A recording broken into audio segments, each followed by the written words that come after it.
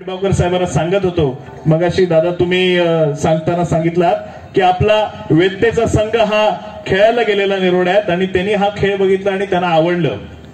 मग वेत्तेची टीमच का पॉवरफुल? तर सर म्हणाले वेत्तेची टीम पॉवरफुल कारण की त्यांच्याकडे चपळता आहे। वेत्तेमधले आपल्या लोकांकडे चांगले स्नायू आहेत, चांगले मसल आहेत आणि हे मला नीट माहिती आहे कारण वेळोवेळीला गुणाजी कसा मला कापत असतो मला नीट माहिती आहे। त्यामुळे तसा हा रस्सी खेच आणलाय आणि वर्ष दोन वर्ष आपण नवीन खेळ आणि कुठचा नको आणूया आणले की वेत्तेवाले ताबडतोब त्याचं नियोजन करतात आणि नियोजन केलं की आम्ही सगळे इकडे दाढीवर बसलेलो असतो हे आम्हाला माहिती आहे। त्यामुळे परत एकदा तुम्हाला सगळ्यांना शुभेच्छा।